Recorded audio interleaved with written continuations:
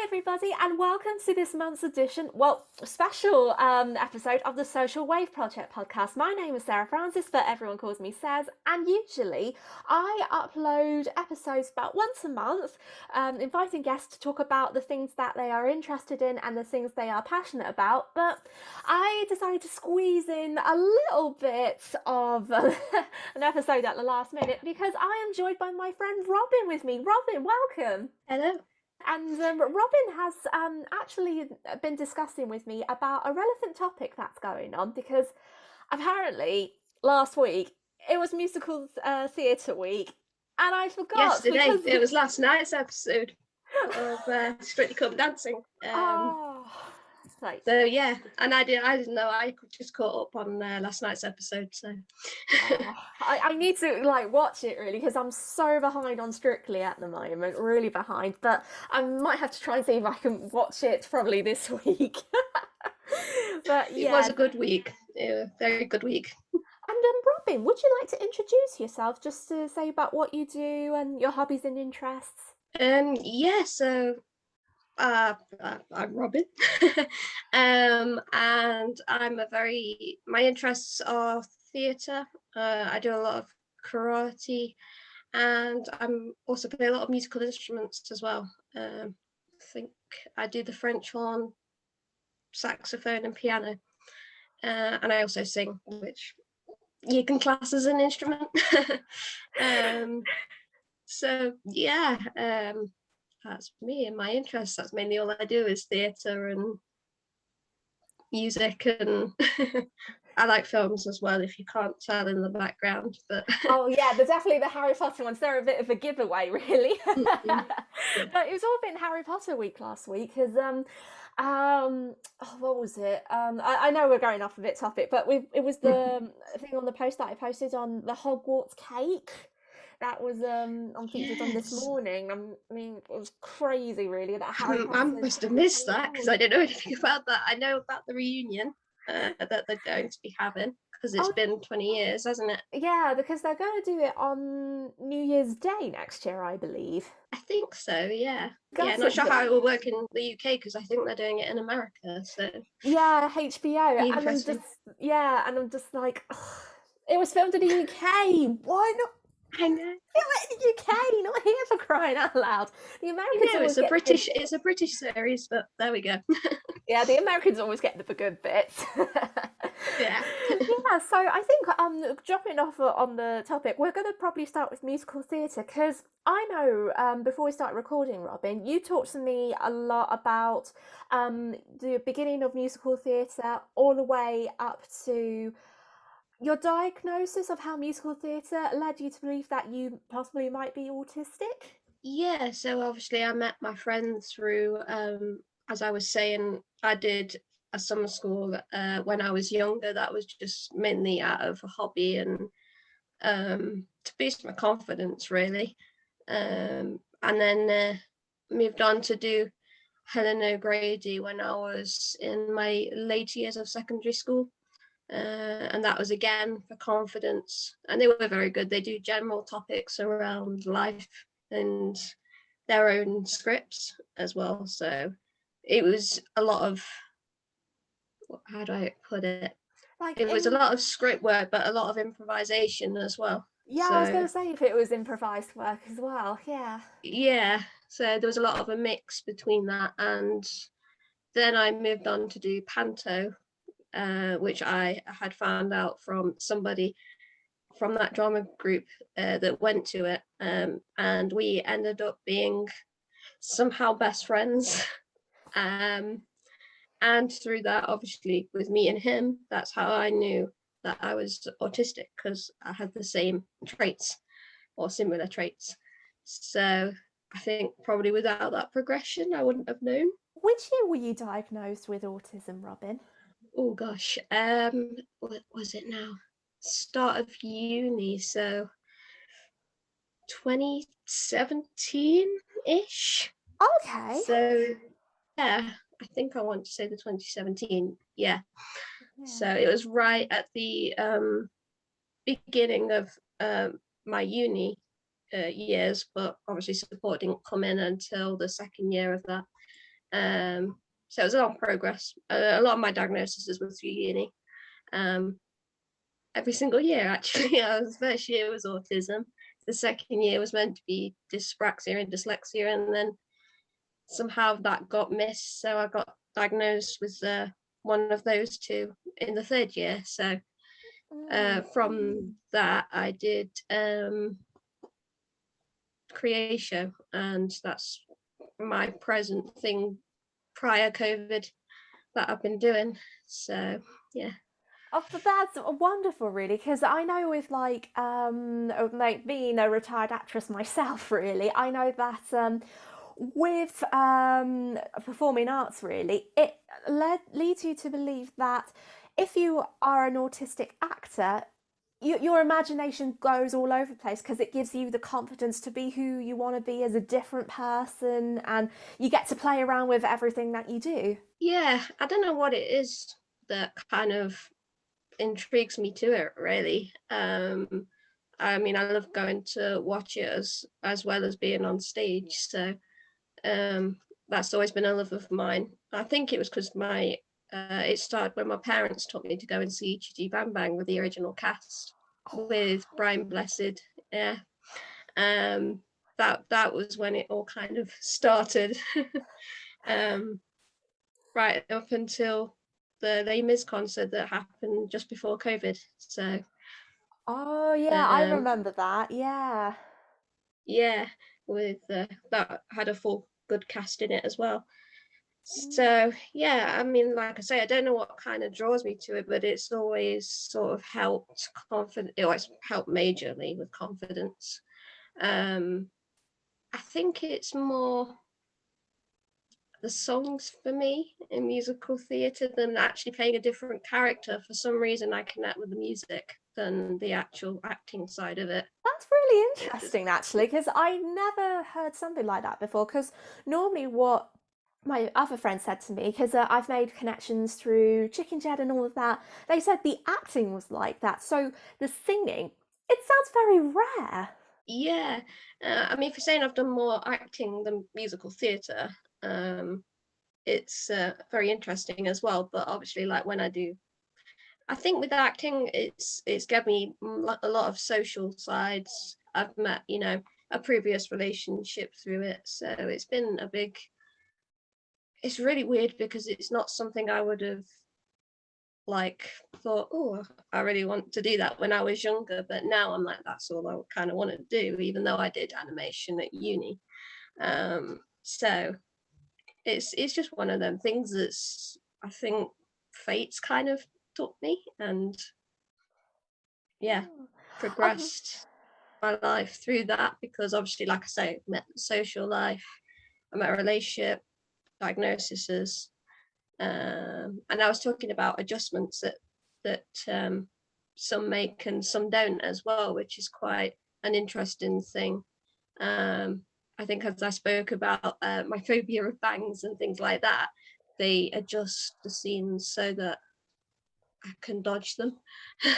Because, for example, obviously I was in Panthers, a lot of flashbangs in that. It does limit you in parts, but mm. um, it's nice that they respect that I can't do that.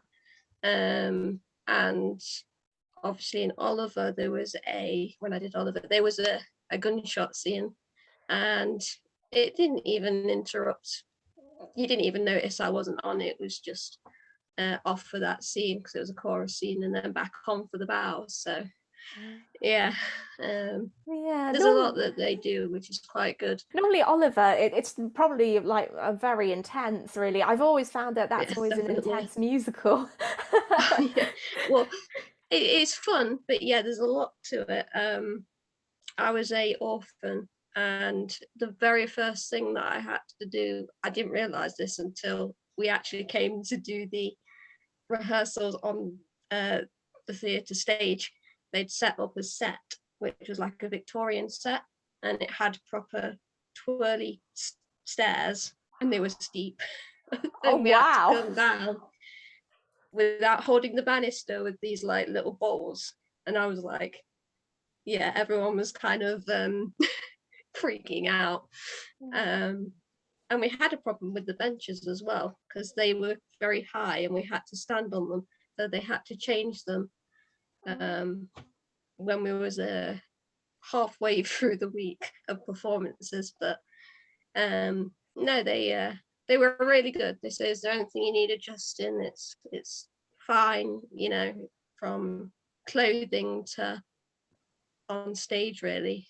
So Oh, that's really interesting. I mean, I've never heard of a theatre company doing like this before, because usually when it comes to acting on the stage, it's easy to mask your emotions. It's easy to mask your like a true reaction. So like voice language, well, not voice language, voice tone, body language, anything like that. And then sometimes people have like trouble, not trouble, but some people, if they feel frightened about things, they tend to stim, and this is like the funniest thing though, because there's a lot of criticism for how like autistic actors are like shown their true behaviors really before they go oh on yeah. to the stage, and that's always been the case through my experience. And then I think it could be for yours too, Robin. Yeah, I think I know for me, the process of auditions is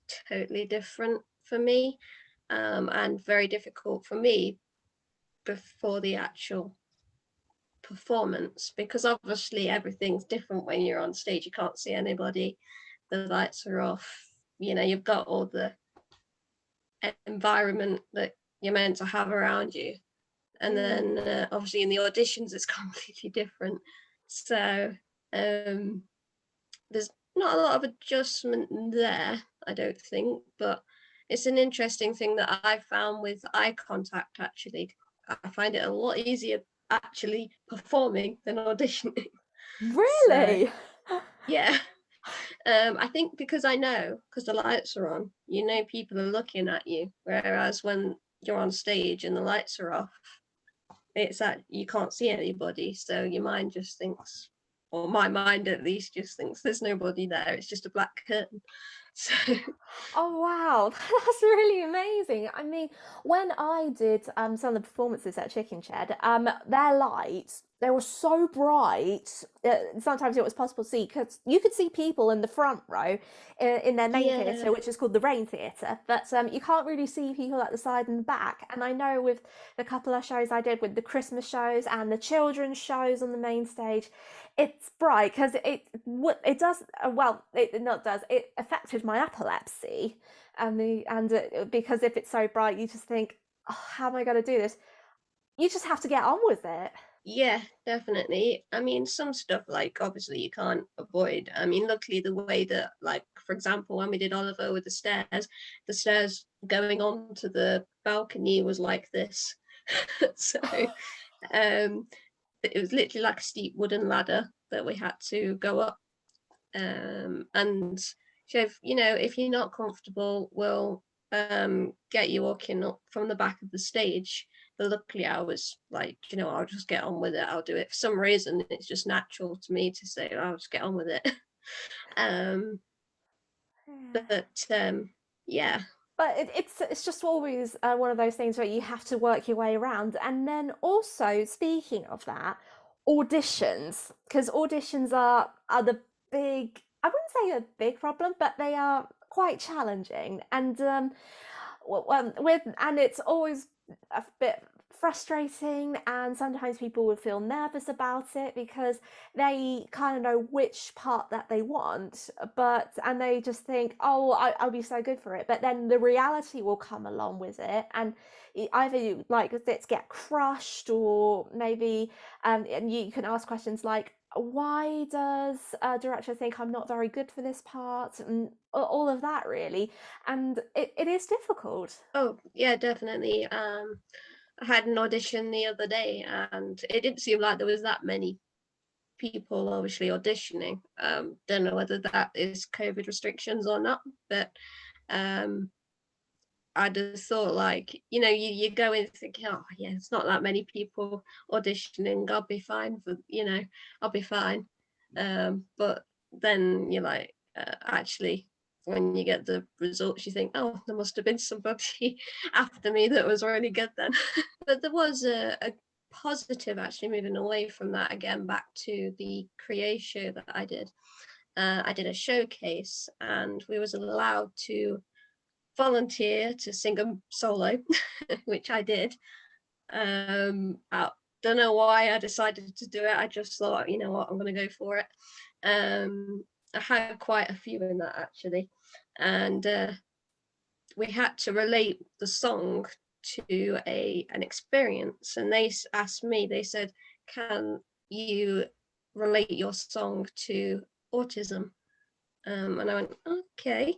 So they adapted my lines for me. I didn't choose the lines; they wrote the lines, and they sort of made the electricity scene in Billy Elliot connected to how I feel with autism being on stage and things, and actually showing that, yeah, you are good for the part. I mean, yeah. That's really interesting because I never thought that the theatre company would be like, okay, let's use like a connection of an actor to like I would say raising awareness is just the wrong word, but show the audience of understanding of what it's like to feel excluded and why should an autistic actor be accepted into a very intense environment.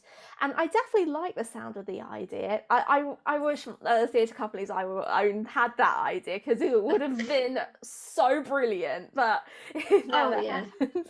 I think there's still a long way to go, definitely, for inclusion, but I think there's some, you know, leeway, especially where I live anyway. There's my main theatre for our town, they do auditions for like a company end of year, mid-year production, and they're trying to make it adaptable for people like that are deaf, and the actors can sign while they're acting, which is quite good. So yeah, there is a lot that people are trying to do, but there is still a long way to go as well.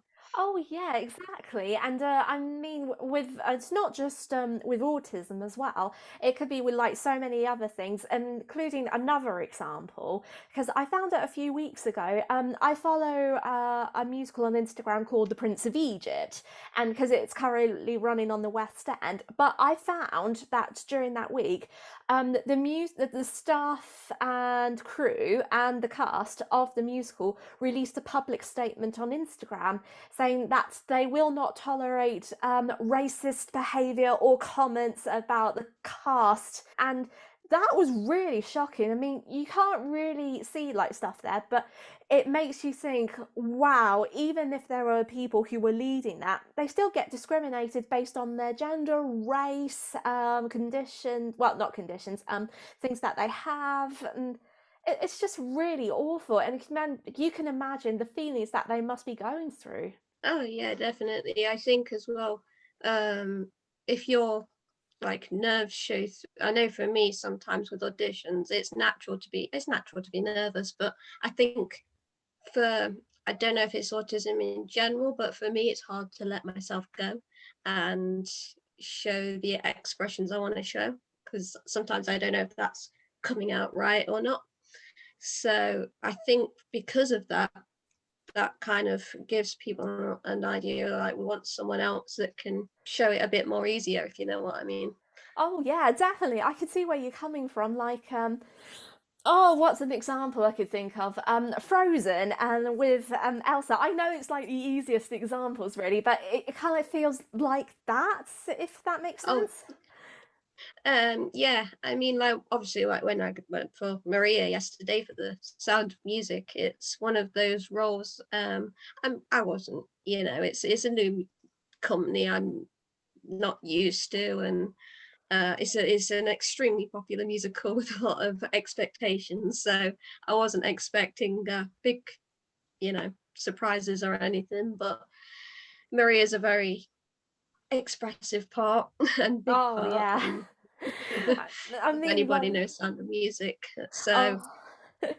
there's probably a lot more that have got a lot more expression and bounciness, and I mean, like when I was at school, my like students in year 11, while I was doing my GCSEs, but I was in a girls' school at the time, and then there was a boys' school who would collaborate with the girls' school to actually create the production. Both of them were Roman Catholic schools, but it was really interesting to see how, excuse me, the theatre actually came to life through that. And I thought to myself, really, well, even though I would love to have the part of Maria, I think it's going to be so difficult. So I decided to go for Liesl because I mean, it's like it's not the hardest part, but it's kind of like a hard like. You don't have to do anything with the carrot so much because it's just less yeah, pressure. But I never got the part. But actually, I ended up yeah. playing one of the nuns and became the waitress at the Pontraps estate. Well, they have good songs, so iconic songs. So there we go. Yeah. Yeah, there's some very difficult bits in The Sound of Music that you don't realize. The songs sound easy, but they're not. Oh no, I Um, feel like even though the Sound of Music is hard, I think the hardest one and ones that I've done, it's much more harder than the Sound of Music, are Fiddler on the Roof and Oklahoma. I always thought these were like the difficult decisions, especially you have to put on the accent. oh yeah, definitely. I think the most difficult one I've ever done is American Idiot. I'd never even heard of the musical before I did it. I'd heard of Green Day, but I didn't realize that was their kind of, story um, Hmm. relating to them.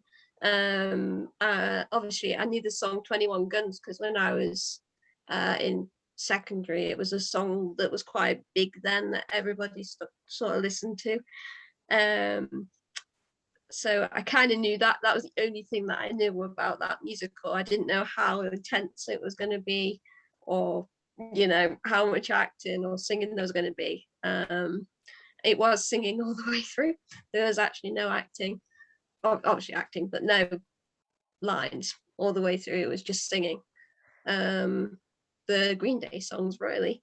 But Um, it was a lot of energy. I'd lost a lot of weight doing that production, really? and a lot of shouting, a lot of swearing, Oh and yeah. it's Green Day, so Oh yeah, Green Day. They do swear a lot in their songs, but I know that through that I never heard a musical, but I know the song American Idiot, which was re-released when Trump the Dump actually became the president. yeah. And then Yeah. oh what else? Wake Me Up When September Ends. That's a good one, and Time of Life is a good one Oh, as well. definitely. But Yeah. I mean, It's actually the that one that you've just mentioned wasn't actually in the musical, but we added it in because it was on the soundtrack.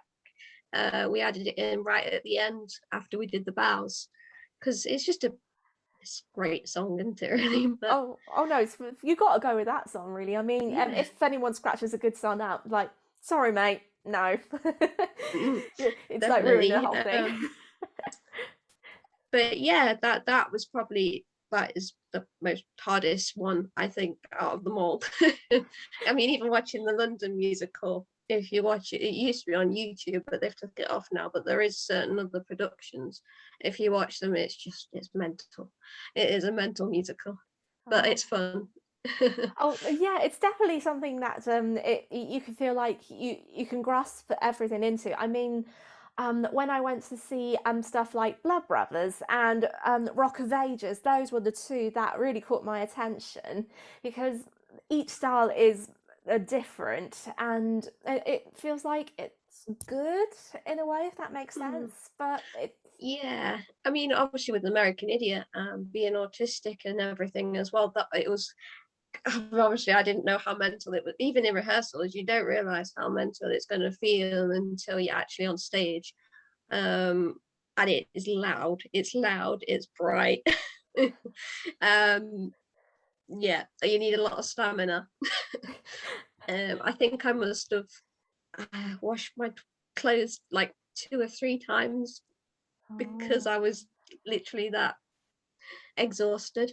And yeah, but it's good because that was a musical, I think, where I fully kind of progressed with my confidence, um, and it made my confidence better to go for a principal part for the next musical, which unfortunately, obviously, I didn't get, and it never happened anyway. So, yeah, Well, you never know, really. You can always like yeah. wait and then all of that, and who knows? It's a Because difficult period now. To be fair, it's a really difficult period for the theatre industry at the moment. But oh yeah, definitely. I mean, with COVID and everything, and then also it's going to add the extra stress because with the government introducing the COVID passports, that's going to be a lot harder because it will put a lot of people off. yeah, but as you were saying though, like it'd be nice to see some autistic actresses play certain. I mean,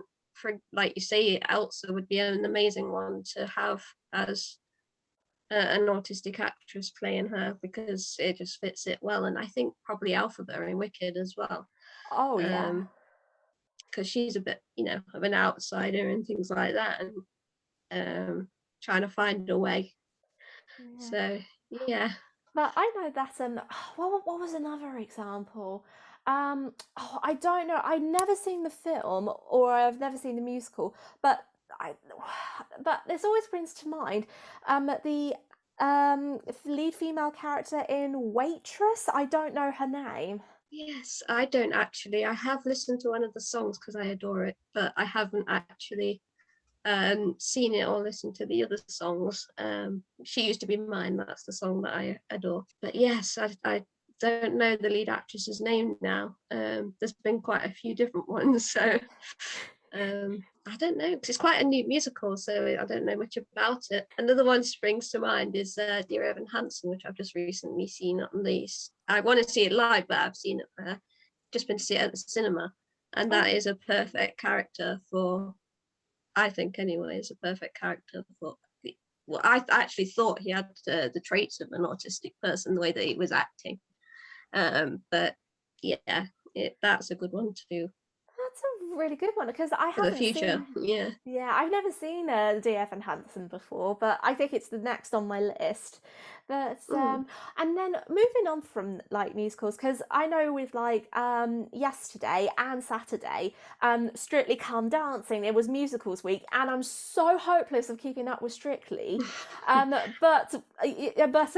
you're gonna have to tell me everything, Robin, because I know there was a lot of people who probably have watched it. But which dance was your favourite?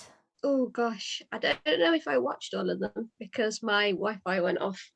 So it went off after oh, what's Gordon Ramsay's daughter's name? Oh yeah, I know what you want. Mean Ray Um, or Lily? I can't No, it's in remember. my head. It's in my head. Nikita's partner, yeah. Yeah. Um, it ended after that, so I don't know if they were the last ones or not. But oh gosh, there's a lot of good ones. My favourite pair at the moment are the two males together, Johan, Oh yeah, yeah, yeah. and I can't remember the other guy's name.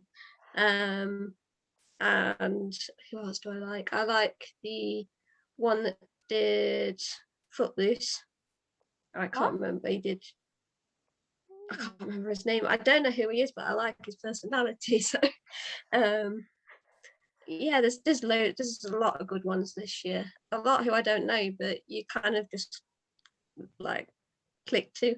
But there's a lot of well known. There was Mary Poppins, Matilda, um, Les Mis. That was an interesting one. Tom Fletcher. That's another favorite of mine. Oh, Oh, it's good. I don't think they got. I think they was in the 30s with their score, but yeah, it was one of my favorite songs out of it as well. So oh, is that I Dreamed a um, Dream or? it was actually On My Own, which I thought was an interesting choice. Oh, I love that song. So yeah, and obviously I didn't realize he was sisters with Carrie as well, so that's interesting. Um, but yeah, there's a lot of good people this year in it. I think that's going to be interesting. Well, we're just gonna It's have to see certainly who going to wins. be hard to choose a winner. Yeah, I mean, I love themes week. I love Halloween week, musicals week, film week. yeah. Like all the different types of weeks really, but I know that I haven't really caught up with like strictly, but I know that because of Carrie Hope Fletcher's experience, like with Tom Fletcher's musical theatre and music runs in the blood really, so Tom is a bit more experienced with that, and Oh I yeah, think there's going to be 90% chance he might go to the final because of it. I think so. Yeah. Yeah, if you can nail, I think they said that he needed to sort of let himself go a bit. So I think if we can nail that, yeah, definitely. But yeah, I mean, obviously, I growing up with, you're probably same era, probably growing up with him from McFly. So um, Oh yeah, I mean, it would be so interesting to see that if they actually did like musical pop songs, and get yes, Tom dancing to one of the McFly songs. but they've been in Oh, the that would be audience. the They've been in oh, the audience, I think. So oh yeah. really? Oh, Mm. I've never seen that one, but I'll definitely have to check it out on iPlayer when I get the chance. Mhm. Yeah, and then also we'll probably go down to like a few more questions because I know that you wanted to have a lot of things to say about inclusion and inclusion just on the stage and in auditions as well. What tips would you give to teachers, or if there was anyone who wanted to do like a musical theatre exam, and you know that a person has like is autistic or has an invisible disability? What advice would you give to them?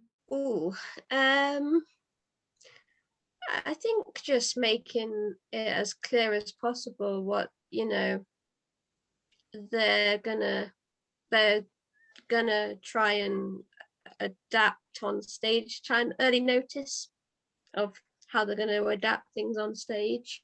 I mean, obviously they probably don't know until the rehearsals, but um yeah, just plenty of early notice. I noticed when I've done auditions, they will tell you to prepare some things, and me being thinking in black and white, I will prepare for all that, and then they will say out of the blue, right, we just want you to just do that scene. So I think my advice for that would be like, just if you ask an autistic person or anybody with a hidden disability that thinks in black and white to um, prepare for an audition, and you give them the material, just make it clear what they want you to audition for. And yeah, just to make sure that they've got the adjustment sides of things on the sheets and that they give out. Because I think normally they're quite good at asking for adjustments if you need any adjustments or if you've got any hidden disabilities or whatever. So, Yeah. Yeah. So I mean, like you know, with because there's so many theatre companies that support actors who have autism and an invisible disability. What was the example? I know Chicken Shepherd was one example, but there's another example called Hearts Inclusive Theatre, and this gave in my head, not Mencat, but it's in my head. It's the thing with the yellow logo, and then they perform stuff with like musical instruments and. um, I don't know if I can recall that or not. I mean, the one that I did, which is it's basically for anybody really, but it concentrates on those that have got really low confidence, and some of them, haven't wouldn't say anything at all, and been on stage and they've finally said something. And Helen O'Grady is quite good for that. It's good for the basic skills. I wouldn't say it's good for the advanced skills, but for the basic skills and your confidence, just for general life stuff as well. Like we've done interviews linked with drama. So yeah, um, Helen O'Grady has got places all over the world as well. So it's a I I never knew think about Helen O'Grady, but the other thing that I just remembered was Electric Umbrella. okay. Yeah, there's some I've not heard of actually, but interesting to know about. Oh yeah, but I never heard of Helen O'Grady before. But it's always good for. Oh, my hair's gone a bit wild. Helen O'Grady is a really good like example of what inclusion is. And even though I've never heard of Helen O'Grady before, it sounds like it's the place to go if you really want to expand yourself a bit more. Yeah, I mean, for me, like before I was diagnosed, I was really shy. I would only kind of sort of say certain words, connect with more older people than people my own age and younger. I just won't connect with them. And I went to Helen O'Grady, and it sort of brought me out of my shell a bit, really. But like I say, it wasn't until I went to start musical theatre again that my confidence really came out, really, for some reason. It probably just wasn't the right thing, but yeah. It's always fantastic to see there are more stuff out there, and then the more you practice and the more people include you, the better, really. And then if there are more theatre companies that can be like that, there'll be more of a chance for like autistic actors to come and just be part of something that they love or do. Yeah.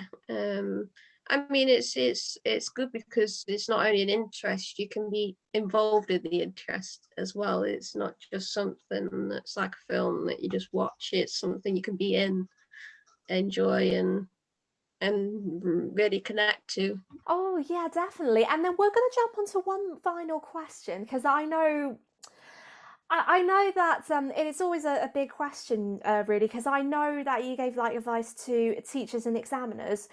What would you say was the most achievable moment that you've ever done during your acting career? Gosh. Well, when I did summer school, we all had the chance of doing um, an acting line anyway, so that was quite good. They gave an equal opportunity for everybody to say a line or two, and I was able. We did. What did I do? I did Henry the Tudor dude. That was interesting because I played a pope. It was based around Henry the Eighth, obviously. Um, and I played Oh, sorry, an did I jump Italian in? pope. Oh, the Pope was that Yeah, yeah.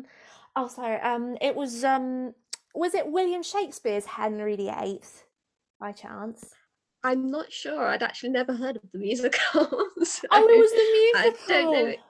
Yeah, so I don't know if the songs are all self-written. Oh, Don't know if it's a an existing musical or if it was a self-written one, but it was an interesting one. Um, and I had quite a lot of lines actually. It's always been a rememberable one for my family because of the lines were just so funny, and they always tease me sometimes oh, saying the really? line. um, and actually found out that I was quite good at an Italian accent. So there we go. Oh, really? Um, the second one I did was Peter Pan. And I got to play a pirate. Oh, our I shiver played, me timbers. yeah, that was interesting with the accent. I couldn't do a pirate accent. I struggled with that, but I had a couple of lines in that. Yeah, there's a few acting bits. Mainly company for the pirates. It was mainly a company thing. Then solo stuff, and then I was meant to do Narnia, couldn't do Narnia because I went on holiday. um, and then I did Wind in the Willows, and I played a hedgehog, which was cool. I had to have all my hair in little buns and everything. That was Oh, interesting because I couldn't do my hair at the time, not knowing why. That's quite an interesting thing as well. Is like for autistic people who struggle to sort of dress, do the hair and things. It's quite a lot of pressure to do with such quick changes and things like that. But luckily I've had a lot of good adjustments with not having to do buttons and things like that. oh no, that's um definitely a lifesaver. oh, there was a going back to American Idiot. I mean, there was a 2 or 3 second minute change from like normal clothing to an army clothing with boots, Really? all cargo stuff, and a gun. And they were first wanting me to wear this shirt with buttons, and I said, I don't think I'm going to be able to do them buttons in 2 or 3 minutes or seconds or whatever it was during the song. So they said, all right, then we'll give you a t-shirt. So they gave me a cargo t-shirt, army t-shirt instead. So that was a lot easier. But Oh, no, that's definitely good um, though, with the adjustments and all of that. So that's pretty smart thinking. yeah. I mean, Oliver again, only ensemble, but very, very good in including the ensemble with solo bits and bobs. Again, very quick changes. um, Changing from an orphan, like with trousers, shirt, hat, to a village person with a skirt and a shirt. That was interesting as well. I think the biggest thing I've ever done was the showcase. Interestingly enough, which wasn't an actual, obviously, musical show. It was just a mixture. But obviously, I got to sing a solo on stage. And that year, when I did that, I also went for a talent show in Panto that we do on the second party. And I actually won out of 11 people, which I didn't think I would. It was the second time I'd sung it in front of people. And Wow. I actually won it. So that was surprising as well.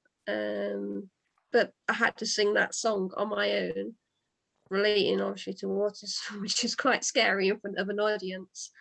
And nobody behind me was on stage on my own. So yeah. I mean, Um, yeah, it must be really scary just to actually sing a solo by yourself. But I know that some people might have said that "This Is Me" from The Greatest Showman might be a bit difficult. oh yeah, definitely. Yeah. Tell me about it. I had to sing that for covering for somebody when we sang it for charity for not charity, raising money Oh, at gala, the gala. hospital. Oh, Sort of, yeah. It was. We just did like a little sing-song Christmassy thing, but we included the panto songs, and I covered for somebody that wasn't there, and oh. yeah, that was intimidating. Oh, was it for a local hospital? Yeah, for my I live in the Derbyshire area, so it was the Derby Hospital.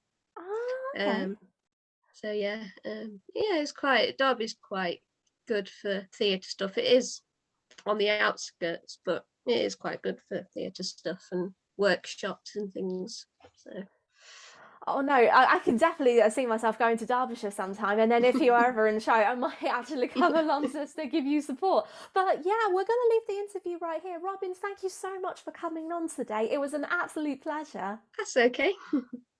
But it was definitely great to have you. And then Yeah. Strictly people, wish you the best of luck. I know there won't be anyone watching Strictly Come Dancing, but wish the best of luck for the next few weeks. And yeah, what's your favourite musical theatre moment? Let me know in the comments, and let's get talking about it. And yeah, if you have a favor, if you are going through something that you feel scared or anything, don't be afraid to show your true colours and just get out there and do it. And until then, I'm going to be back in a few days' time to do my last final episode before we wrap up for season 1. And until then, everybody, I will leave you to it. So take care of yourselves. Bye.